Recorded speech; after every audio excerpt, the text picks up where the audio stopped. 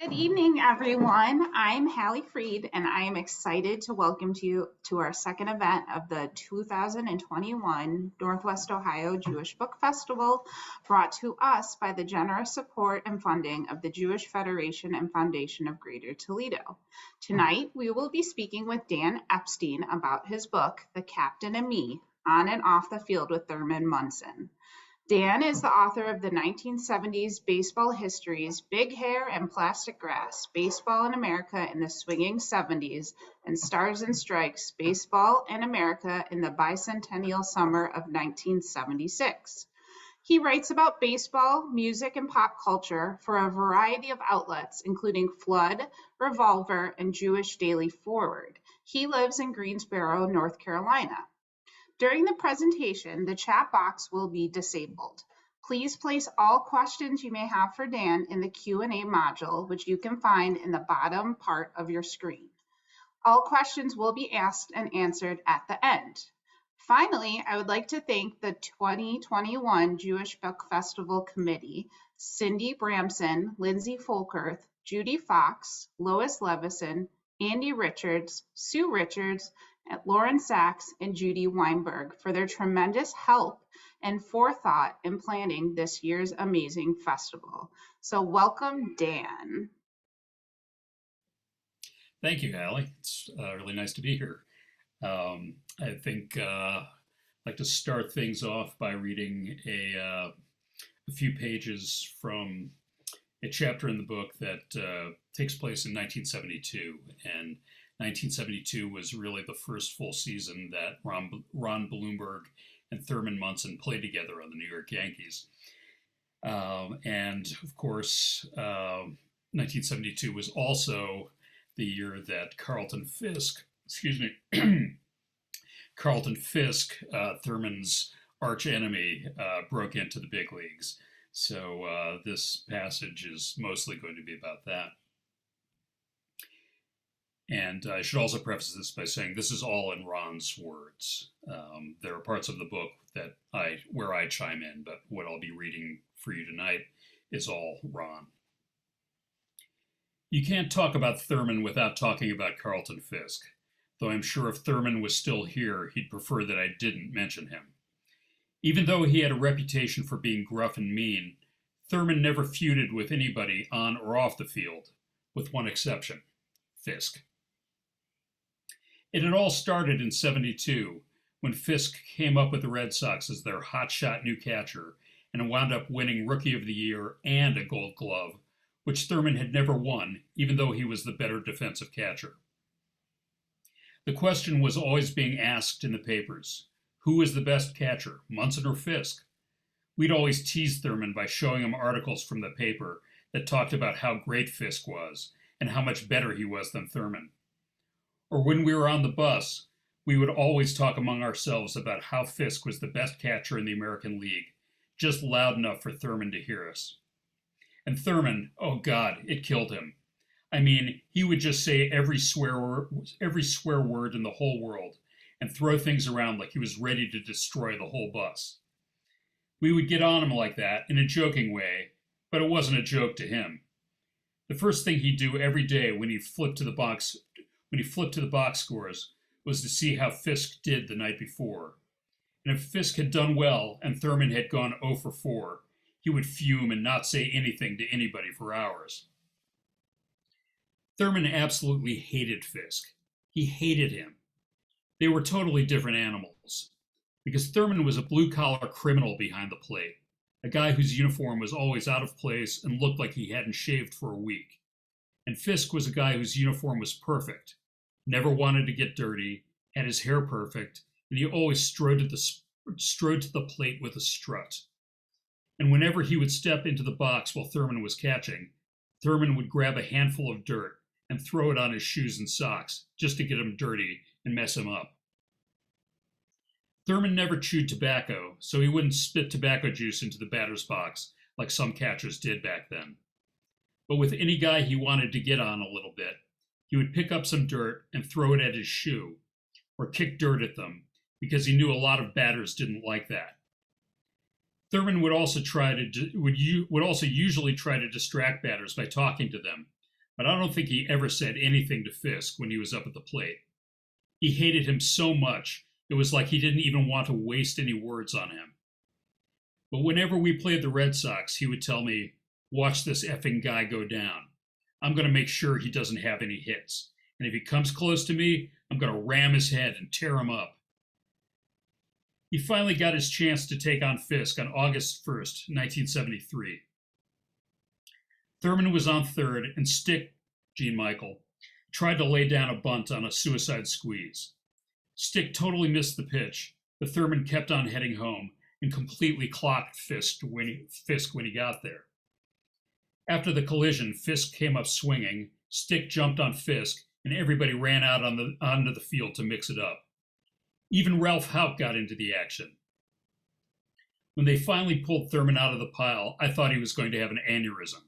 The veins were popping out of his neck, and flames were shooting out of his eyes. Before the game the next day, I saw Thurman watching Fisk take batting practice. "That schmuck," I heard him say to no one in particular. "If there's another fight today, I got him again." I think that if Thurman had lived, he would still hate Fisk today. And if Fisk died tomorrow, him and Thurman would have a fight up in heaven. There was just that much bad blood between them. They were both super catchers, obviously, but I would take Thurman over any catcher that I have ever seen, Fisk included. Not just because of his baseball ability, he was much better than Fisk at nailing base stealers, but because of the way he worked with pitchers. Luis Tiant, who pitched for the Yankees in '79, has often told me that Thurman would be his number one choice to have behind the plate. Thurman was totally the type of guy you'd go to the trenches for. We hated all those guys on the Red Sox. Fisk, Yaz, Bill Lee, Rico Petrocelli, Rick Miller, Dwight Evans, but we loved playing them. Whether they were playing us at Yankee Stadium or we were playing them at Fenway, it was always an event, and those games were the best. We lived for those games. Whenever we got our schedule for the season, the first thing we'd do is find out when the Red Sox games were. It was the best rivalry in the game. They hated us. They hated us too. Even their writers hated us, and our writers hated their writers, and both of them were always trying to get quotes from us that would stir up the rivalry further. But even though we had some good fights with them, the best fights in the world were the ones in the stands during Red Sox-Yankees games. You wouldn't believe all the fights. We used to watch the action from the dugout. I'll never forget, we were playing the Red Sox at Yankee Stadium one time, and all of a sudden, we all see these police running to the seats behind home plate where the wives usually sat. Our wives had been saying stuff to their wives, and it got out of hand. It was like the Civil War, the North against the South, our wives against their wives. There were always wild fights in the upper deck at Yankee Stadium between Yankee and Red Sox fans. Ralph would look up at them and say, "Those guys are going to fall out onto the field." Oh, how they wailed on each other. You'd see hot dogs, hamburgers, peanuts, and popcorn flying up in the air, people dumping sodas and beers on each other, and the ushers running to the section. It was incredible. I think most of the guys on the team loved to play in Boston, even though the dugout and clubhouse were terrible there. I know Thurman did. It was such a great ballpark to play in, with the Green Monster and the stands so close to the field. And so many Yankees fans would make the trip from New York to see us play. Of course, their fans hated us. It was mostly college kids out in the center field bleachers at the time, and they would always yell things at us and throw stuff at us. Cups, papers, hot dog wrappers. And in right field, the first 6 or 7 rows would always be filled with the betting guys. They would bet on everything that was happening during the game, even what we did in BP. I'd be out there in right shagging balls, and I could see and hear everything they were doing because they were so close to the field. At Fenway, you could hear everything the fans yelled at you. The on-deck circle was like 5 feet from the stands. But I liked it when they got on me, because that meant they knew I was a good player. And when Thurman got up, oh, they would just rain abuse on him. Even when he was taking batting practice, it would be, "Boo!" The visitors' dugout was so tiny and cramped, and the clubhouse always stunk because it was so small. It was like having 25 sweaty guys crammed into your living room.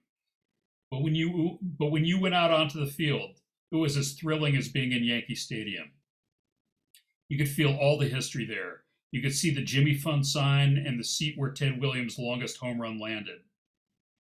One time, Thurman, myself, and a couple of other guys went back inside the scoreboard in the Green Monster, and they showed us how they put up the runs and hits by hand. They showed us how they worked the whole thing, and it was so fascinating, like going back in time. Whenever we'd play in Boston, we'd usually go to Daisy Buchanan's after the games to drink some beers. And when the Yankees were in town, there would be extra police there just in case anybody tried to start trouble. And we'd usually wind up having some words with some Red Sox fans there, but it was fun. Sometimes we'd run into Red Sox players at the Boston bars, but we wouldn't talk to each other. Whenever we played in Oakland, we'd usually end up having drinks with some of the A's guys, like Gene Tennis, Joe Rudy, and Sal Bando. But we didn't have that kind of relationship with the Boston guys, except for Luis Tiant. You couldn't hate Luis, because you could never find a better human being than him. He was the type of guy who could talk to anybody. We could never seem to beat Luis in Boston, but the one time we did, and I should add, we won in 12 and Luis didn't even take the loss. Thurman and I walked into a bar afterward and saw him sitting there by himself. I called out, "Hey, Louie," and we sat down at the table with him. Without saying a word, he got up, went to another table, and spent the rest of the night sitting with his back to us. A lot of the guys used to walk to Fenway from the Sheraton Prudential. It was only about a mile, and walk back afterward. We usually wouldn't hang around the hotel because there were so many fans there, and they'd want to sit down next to you at lunch or in the lobby and ask to hear all these stories. So we'd walk around town, and people knew who we were. Even the shopkeepers would talk smack to us. Thurman loved it, though. It was such a baseball town, and he loved how much passion the Yankees had for the game, how much passion the fans had for the game. The Yankees and the Red Sox is one of the greatest rivalries in sports, and it's a monster that Thurman and Fisk really helped create. In 75 and 76, Thurman actually caught both ends of a few of our doubleheaders with them. Even though they were in the middle of the summer, he had to play those games because he wanted to be in on the action as much as possible, and because he knew Fisk would never catch both ends. So if you have any questions, let's get to Yeah. those. So awesome. That was such an interesting snippet from your amazing story that you wrote with Ron. In the beginning of your foreword to the book, you talked about how you went to your first game, your first baseball game that really got you into it with your dad, and you went to a Detroit Tigers game. That's right. So, yeah, love to hear about your background. You're a Midwesterner. I We'd love am, to yeah. hear. I spent most of my childhood in Ann Arbor, Michigan, and of course, being in Ann Arbor, the closest Major League Baseball action was in Detroit. And I was 10 in 1976, and that's the year that I really got into baseball seriously. I mean, played it with my friends and, watched a few games on TV with my dad. But in May 30th, 1976, he took me to a game at Tiger Stadium. And the team the Tigers just so happened to be playing was the New York Yankees. And Thurman Munson was the catcher that day, as he was most days. And we were sitting in these great seats right behind the plate because the Tigers were so bad at that point that you could really just walk up to the ballpark and get sweet seats. So we sat behind the plate, and while I was rooting for the Tigers, I was very aware that the Yankees had a really good team, and they had a lot of players who I recognized from my baseball cards, and Thurman was one of them. And at the time, I really wanted to play catcher at Little League, so I was watching everything that Thurman was doing behind the plate, and both like how he was handling pitches and throwing out runners, but also just like how he would go out to the mound between pitches if the pitcher was having a hard time and kind of talk to him, get his head back in the game. And I was just so impressed by watching him. And then of course, on top of it, he hit a home run to beat the Tigers that day. So so even though I wasn't a Yankees fan, I came away from that game a Thurman Munson fan. So so many years later, write a book about him is just a real, it's a real treat and really something I never would have saw coming back then. That's amazing. So are you a Tigers fan then? I still am, You still are. 100%. Yeah, Oh, I also became a Cubs fan because I moved to Chicago in my teens. But I always felt that you could root for a team from the American League, and you could root for a team from the National League, and that was okay. So Cubs and Tigers have been my two favorite teams ever since. And but still, I'm a Tigers boy at heart. so I'm sure you know about our minor league team in Toledo, the Mud Yes. Hens. Yes, have you ever been here at all? I've been to Toledo, but it's always been when the Mud Hens are out of town or not during the season. That's definitely on my list to actually catch a Mud Hens game one of these days.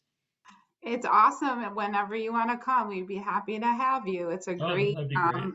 it's small but mighty. It's the same as our Jewish community. So it's an amazing place to go. Yeah.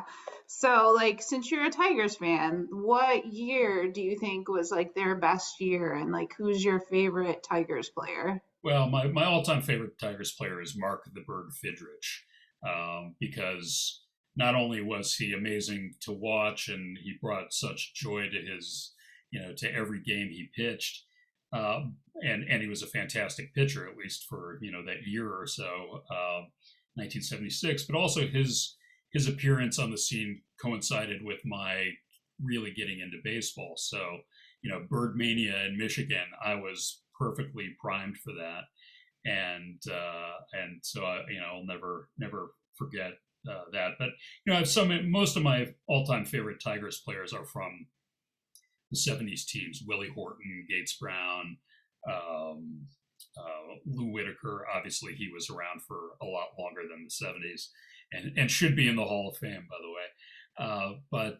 Yeah, I would say Ron LaFleur, Bill Freehan, Tiger's great catcher from that era.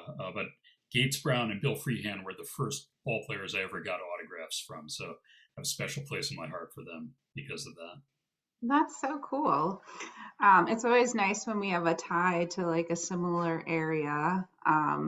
So like obviously you love baseball, but like what made you want to get into writing about sports or writing in general? Well, I've always, or not always, but pretty much since my early teens, I've wanted to be a writer, specifically a journalist.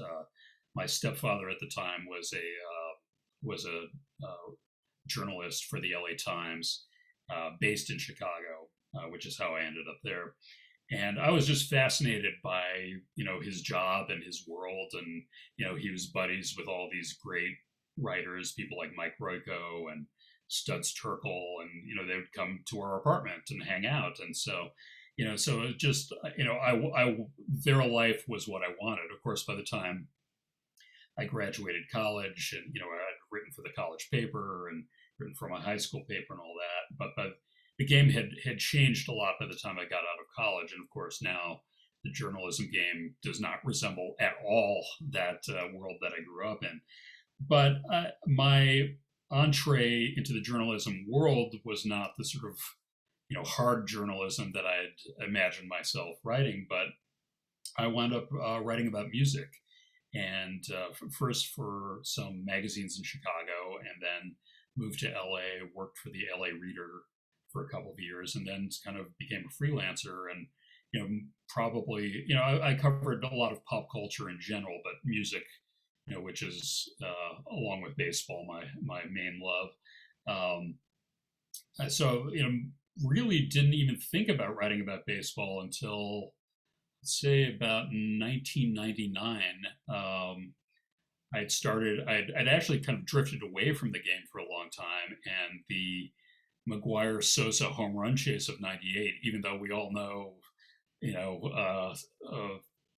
performance enhancing drugs were involved, it was still incredibly exciting, and it kind of brought me back to the game. And so I started reading a lot about baseball again, and I wanted to read some books about the 1970s because that was the era in which I grew up and fell in love with baseball.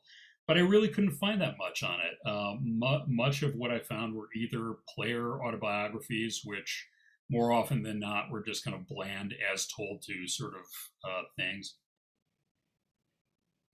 or I found books that talked about baseball, but really 70s baseball, but talked about it as this sort of aberrant period, this strange, the polyester uniforms, astroturf, that's not real baseball, we don't want to talk about that. Even Ken Burns' baseball documentary was really light on 70s content, pretty much just talked about Hank Aaron breaking Babe Ruth's record, Carlton Fisk's home run in the 75 World Series, and not a whole lot else. And I just felt like there needs to be a book that not only really dives into this period but celebrates it, because I still think it was an awesome period. It was an exciting period. It was a period populated by all these really interesting characters, and there were so many changes to the game in that period that many of which free agency and the designated hitter, to name two, are still really impacting the game today. So that's when I wrote or started to write Big Hair and Plastic Grass. I started researching it in 1999. It went through a couple of different incarnations and a couple of different publishers before it finally came out in 2009. And one of the big barriers was that I was not a baseball writer, so people were like, well, why should we put out a book of yours? But I really I didn't want to write a book that was just about baseball. I wanted to weave it into the pop culture of the 1970s and bring in music and bring in movies and bring in women's rights, bring in all kinds of things that I felt kind of, you felt their influence on the game in the 70s in ways that you did not feel it in up to the 70s. Baseball was this very kind of, it was sort of in a bubble. It was not really what was happening in the rest of America really didn't seem to impact what was happening on the field or in the ballparks. And I felt that really changed in the 70s. And so Big Hair and Plastic Grass was kind of my love letter to that era.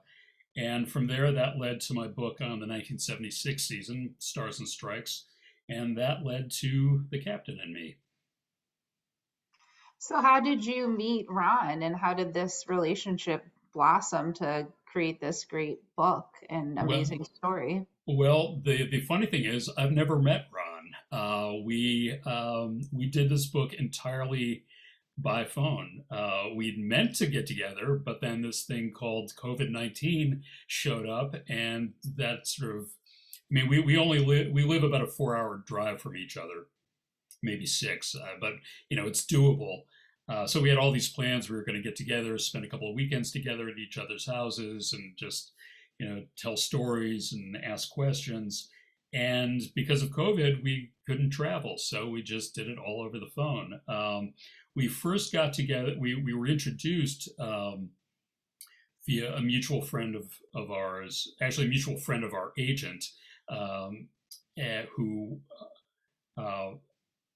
had been approached about working with Ron on a book, but he was busy working on another project and thought that I would be a good fit for a project with Ron. And Ron and I got on the phone and just kind of talked about the ideas he had, and we hit it off immediately. Ron is a very garrulous, very friendly, very positive and upbeat person, and so we clicked pretty quickly. And he actually had an idea for another book that he wanted to write that I didn't think had as much potential. And then he started telling me all these Thurman Munson stories, and I just thought, like, and I did not realize until I got on the phone with him that Ron and Thurman were best buddies. They not only played together, but they roomed together. They hung out off the field. They went out to restaurants together. Ron turned him on to all the great delis in New York, and really kind of introduced him to matzo ball soup. And I just thought, well, this is pretty cool. And the more he told me, the more I realized that he was telling me about a person that I did not know about. I knew, I was a Thurman fan. I read, everything I could get my hands on about him when I was a kid. But everything I read painted him as this sort of gruff, um, brusque figure, a person who was very unfriendly and didn't like to talk to reporters and flipped off the fans and all this stuff. And talking to Ron, I realized that there was this whole other side of him that I didn't know about. And if I didn't know about it, chances are most people didn't know about it. That here was this caring family guy, this guy who would do anything for his friends, and this guy who, as we get into in the book, really kind of was the only person to stand with Ron for the 2.5 seasons that he was on the disabled list. Ron had a lot of bad luck as a player, a lot of injuries, and kept coming back from them only to have something else go wrong. And baseball players are a very superstitious bunch, and after a while, if you're on the team but you're not playing because you keep getting injured, you're sort of seen as bad luck. Like, other players don't want to hang out with you because they're worried that somehow your bad luck is going to rub off on them. And Thurman was really the only player in the Yankees who consistently, who didn't buy into any of that, who was, with Ron in the trainer's room every day, giving him pep talks, seeing how he was doing, seeing what kind of progress he was making, telling him that the team needed him back. And again, this is not something I ever would have guessed from the things I read about Thurman when I was a kid. And so I thought, let's write a book about that. Let's write a book about your friendship with Thurman. I love that so much. I had told you before we started this, baseball was not my jam. It's my least favorite sport of all of them, but I love a story of great friendship, and this is such a great story. So, like, how does what do you think is more important, like writing about what happens on the field or those sorts of relationships that happen off the field, in the dugout, anywhere? Like, it seems like you love writing about the human side of sports. Yeah, absolutely. I mean, I think obviously what happens on the field is what attracts me to the game, what attracts, all baseball fans to the game. They want to know about that stuff. But then there's also the statistical side, which, well, I love baseball stats. That's not the sort of thing I can talk all evening about. What I can talk all evening about is the players who played the game, their personalities, their the way they work together, and the stories that of what happened in the clubhouse. There, whether it was a friendship or tension. I mean, certainly the Yankees were infamous for having a very tense clubhouse in the '70s, and all the clash of personalities, whether it was Reggie Jackson and Thurman, or Reggie Jackson and Billy Martin, or Reggie Jackson and George Steinbrenner, or George Steinbrenner and Billy Martin. I mean, it was this sort of Shakespearean, multifaceted dysfunction. But yeah, so I mean, really, I mean, to give you an example, whenever I meet players who played in the '70s, I don't ask them, unless it's for an assignment about a specific game or whatever. I don't ask them about games they played, or who's the toughest pitcher you faced.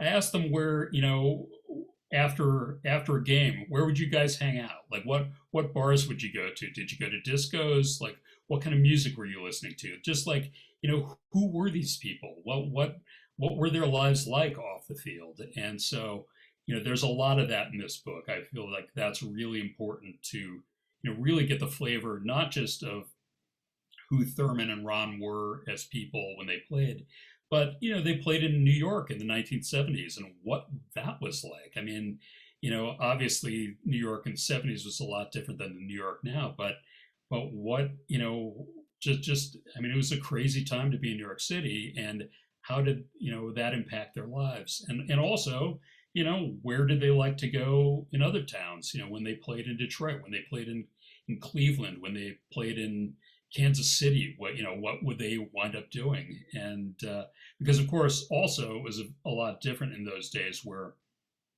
now I think you have 25 players who all, head off in different directions when the game is over. But these guys all pretty much socialize together as well as play ball together.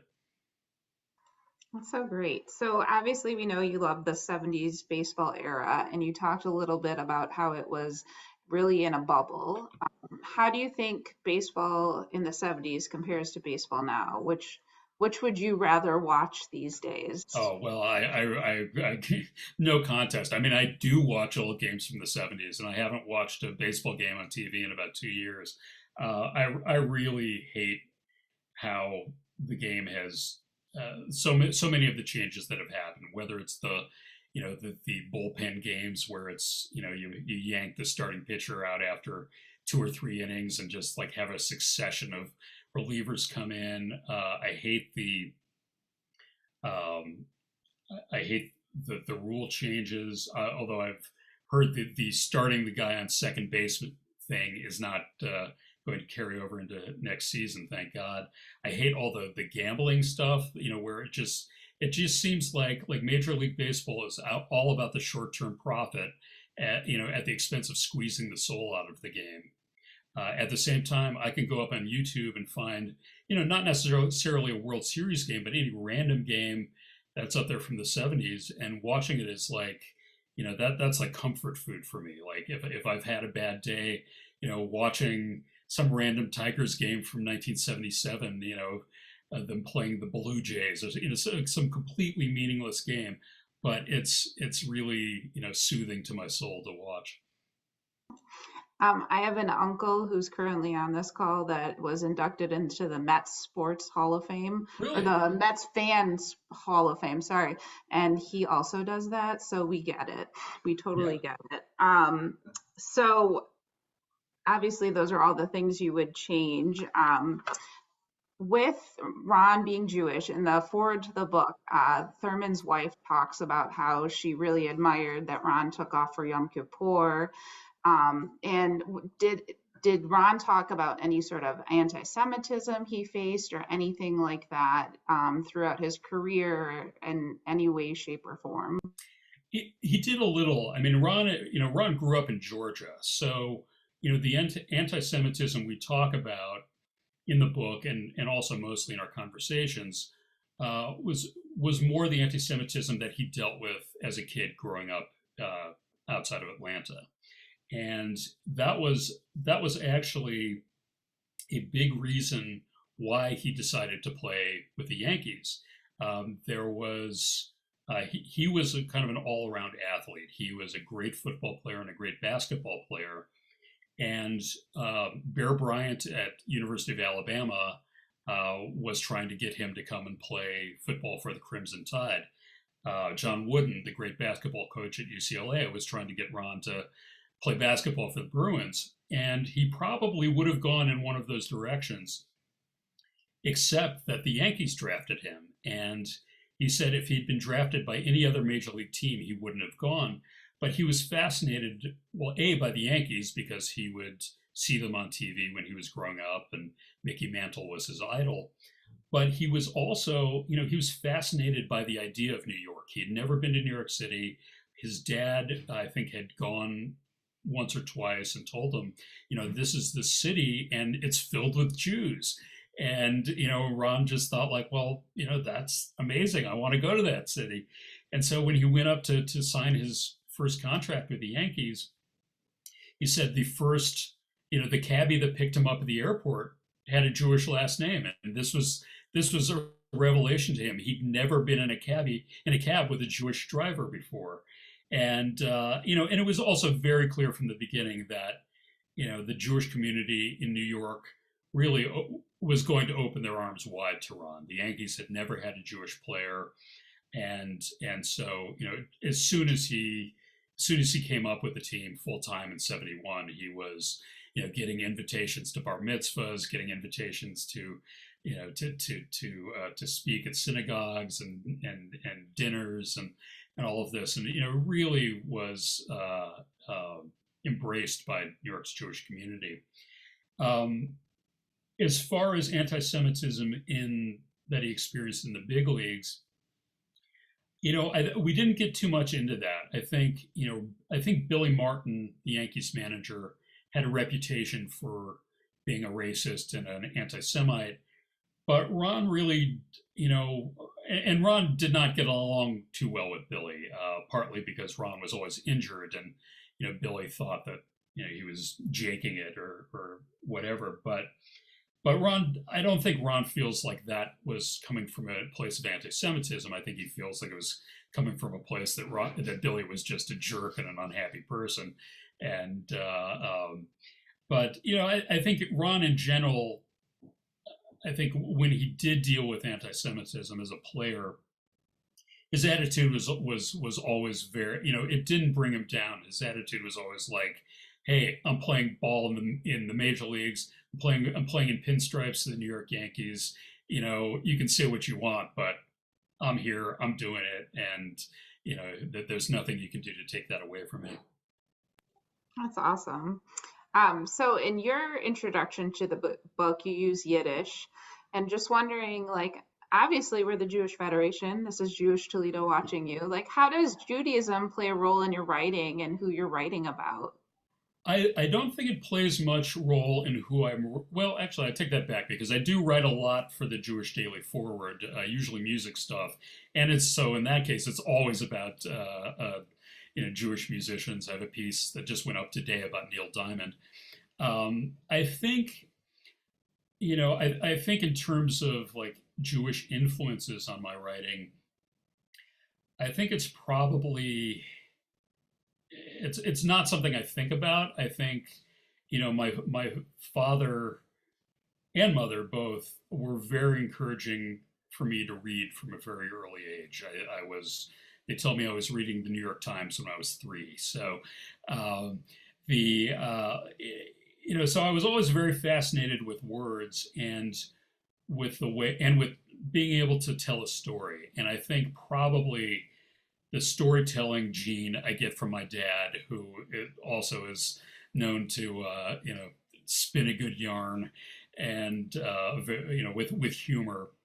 And my father, always impressed upon me that humor was a very important tool to have in whatever you're doing, but in your life in general. And he always says that the thing he's most proudest of my sister and I is that we both have really good senses of humor, and that if we had not had senses of humor, he probably would have suffocated us in our beds.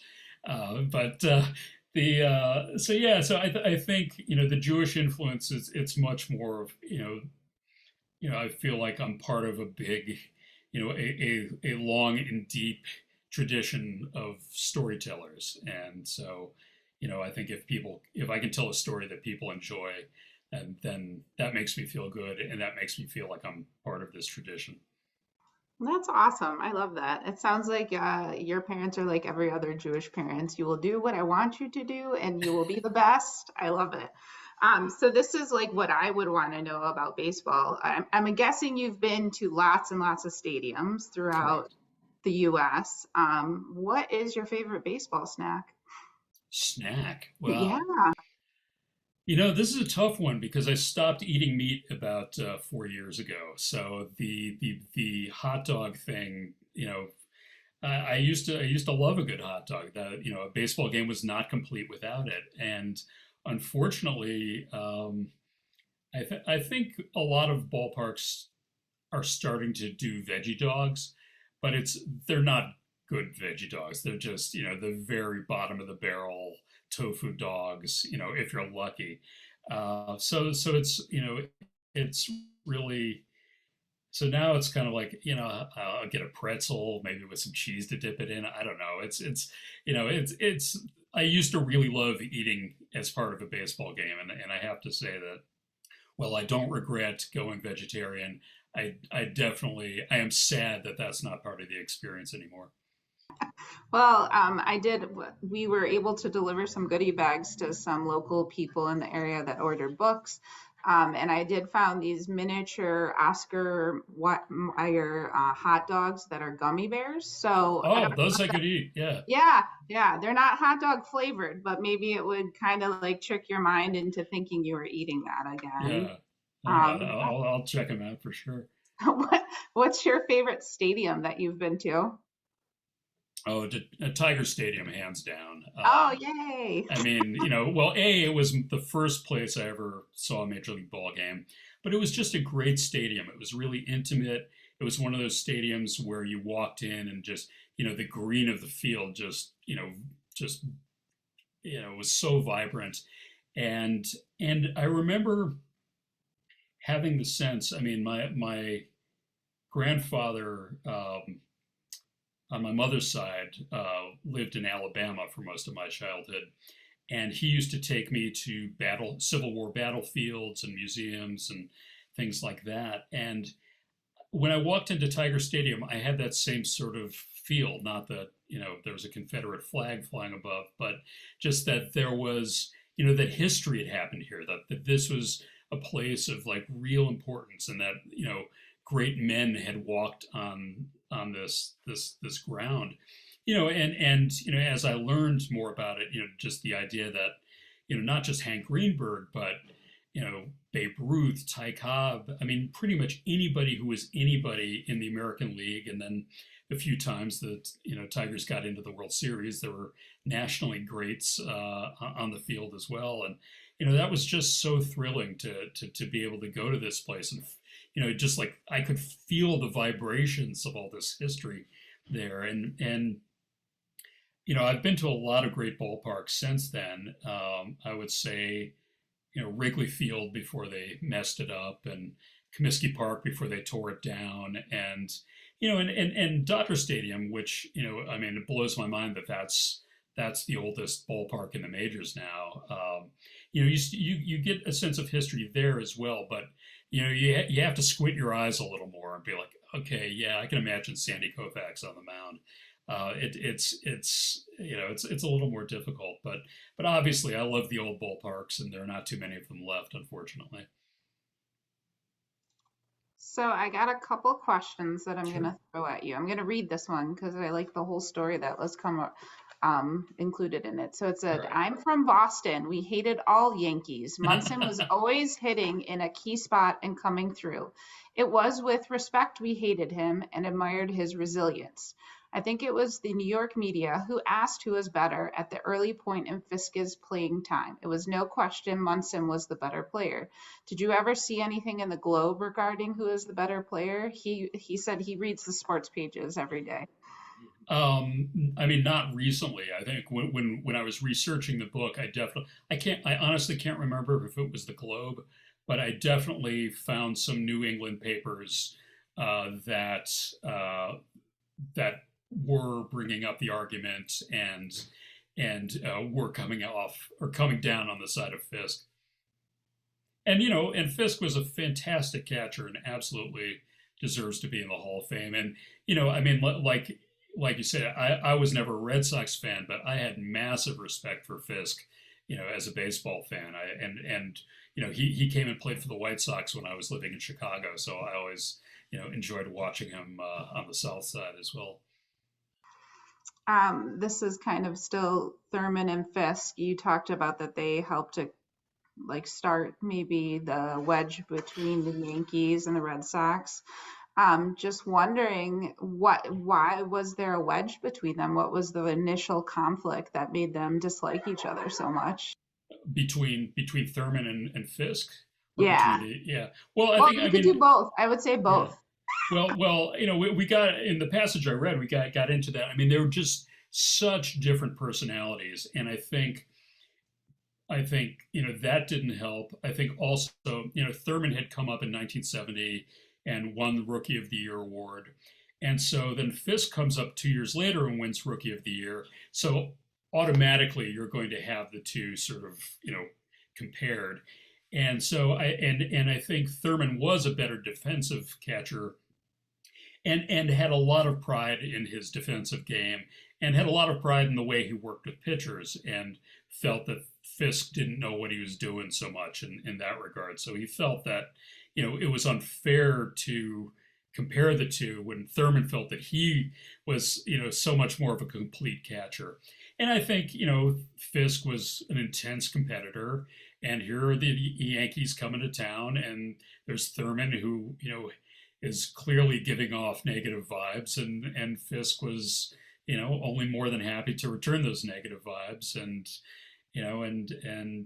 I think as far as the teams hating each other, I think I think the 70s is when you first really see this extended stretch of where the Yankees and the Red Sox are both, pretty good to very good teams. For a long time, there was this long stretch where, the Yankees were obviously dominant in the American League. And when the league was split up in 69 into divisions, I think that really kind of, it's like, okay, we have six teams in this division, and two of them are the Yankees and the Red Sox. So they're going to be playing each other more, and they're both, really talented teams. So they're just by nature going to, feel an intense sense of competition with each other. And then when you've got, Thurman, who's essentially the captain of the Yankees, spitting nails every time Fisk's name is brought up, I think it just sort of, perpetuated it from there. So my husband's sitting next to me, nudging me, and he said that Thurman is not in the Hall of Fame, and he wants to know your take on that and whether or not you think he should be. Well, let me preface this by saying I really don't enjoy Hall of Fame conversations. I think it's a tiresome thing. I think so many people get caught up in, like they take it personally. Like my favorite player is not in the Hall of Fame, or, how can you let this guy in when my guy is not in? And, and I think that's silly. I do think Thurman should be in the Hall of Fame, however, and I understand that he had a shortened career because of his plane accident. Um, I but I think you look back at that decade he spent with the Yankees, and here's a guy who wins the Rookie of the Year award. He wins an MVP. He is a perennial All-Star. He leads the Yankees to three straight American League pennants and two straight World Series championships, hitting extremely well in the postseason all 3 years. And I and on top of that, he's great at handling pitchers. He's great defensively. And I just sort of look at that and go, how much more do you want from the guy? Like, what would he have to do other than keep living and playing? What would he have to do to qualify for the Hall of Fame? Just with that chunk of time, I think you ask anyone who was there, and Thurman was, maybe he wasn't Johnny Bench level, but he was easily the second best catcher during the 1970s. We now have Johnny Bench, Carlton Fisk, and Ted Simmons in the Hall of Fame. Other, great catchers from that period, and obviously Simmons and Fisk went on to, have much lengthier careers and do, well in the 80s. But I just look at Thurman's career and just think like that this guy was truly a great. He should be in the Hall of Fame, and I don't know if it'll ever happen. I think, I mean, but at the very least, it's a travesty to me that he got so few votes when he originally came up for election. And obviously there's a lot of it had to do with the fact that he was not very friendly, to put it mildly, to sports writers. But really, I just think like this was a great player, and he should be enshrined accordingly. So we all know you love the 70s and those are your all-time favorite. If you had to write about like a current player, who would you want to write about? Wow, that's a really good question. Partly because I really haven't paid attention to baseball the last 2 years, so I couldn't. I mean, I guess Jose Altuve. I mean, he's somebody that I've always liked. I know he was involved with the cheating scandal, but with the Astros, but that makes him interesting to me. And also, as somebody who never grew taller than 5'8" myself, I really admire that that a short guy can achieve a stardom in the major leagues. I love that. I'm going to ask you two more questions because we're Great. wrapping up towards the end. Baseball podcasts, podcasts are really in right now. Do you listen to some? Do you have any recommendations for our listeners right now? I'm probably going to annoy some of my friends by saying this. I don't really listen to podcasts much. Part of it is because I spend so much of my day writing or editing or reading, and it's really hard to do any of those things when someone is talking at you. So I mean, I love music, and I don't even listen to music as much as I would like because a lot of times it's hard to really focus on writing when there's music playing.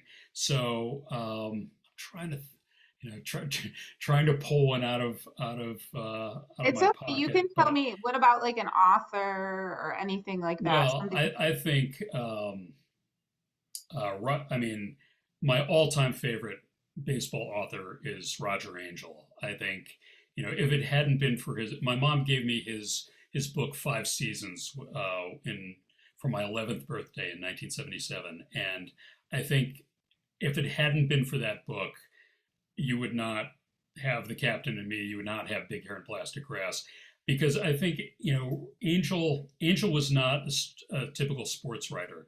He came at the game from the perspective of a fan, but a fan who appreciated the intricacies of the game and appreciated the personalities. And those are, and that attitude is what I've always kind of what I always kind of strive to bring to my baseball writing. Just like, I'm a fan. I'm not going to pretend that I'm a guy who's down in the clubhouse every day asking for quotes at the end of the ball game. I love the game as a fan, and I write about the game as a fan. And Roger Angell was my lead in that respect. That's awesome. Okay, so to wrap up our talk tonight, what are you working on next? What can we look forward to seeing? Well, I wish I had something to tell you. I have some ideas, but it's like right now I'm just kind of in day to day freelance writing for the Forward and Rolling Stone and for other magazines. It's a lot of work to put together a book proposal, and then there's a lot of work getting it shopped around, getting it. And then once you get a contract, there's a lot of work in writing it. And then once you write it, there's a lot of work in promoting it. So it's like, I really, I think I'm still in the promotion phase with The Captain and Me. And so I think I'm just going to ride that out for a while and then, wait till I really have the hunger to write my next proposal. That's fantastic. We're so thankful that you joined us tonight. And And thank you so much for having me. yeah, the offer stands. Whenever this COVID craziness ends, we'll have you in. We'll have everyone on the call who listen. We'll go to a Mudheads game and That we'll would get be awesome. pretzels and cheese and probably we could get some veggie burgers. It'll be great. Yeah, that would be So great. thank you so much to anyone on the call that didn't have a chance to purchase The Captain and Me. We still have copies available. You can contact. They're beautiful. It's a really nice Makes a great hardcover book. gift. It Yes, does. And you know what? We have your lovely signature sitting here inside the books too. So it's a excellent. personalized copy from Dan. So feel free to contact me. You can email me, Hallie, Hallie, at jewishtoledo.org. This is our second event of our book festival series. On Monday, we are going to be speaking with the Monday Morning Cooking Club, and we are doing a great dessert tasting. There's still some spots opening, and you can sign up. You can go to jewishtoledo.org and check it out. We're really excited to be finishing the season strong. So we have Monday Morning Cooking Club on Monday, which is great. And then Tuesday, we're going to be hearing from author of The Last Mona Lisa. And then Thursday, we'll be having our only in-person event at Congregation SIM. It's a luncheon with Bob Abelman, who is actually a writer for the Cleveland Jewish News. And it's a great book about all the worlds of stage fright. So if those interest you, we'd love for you to join us. And thank you so much again for tuning in tonight. And thanks again, Dan, for your amazing amazing presentation, and I can't wait to finish your book. Thanks, everyone, and have a great night.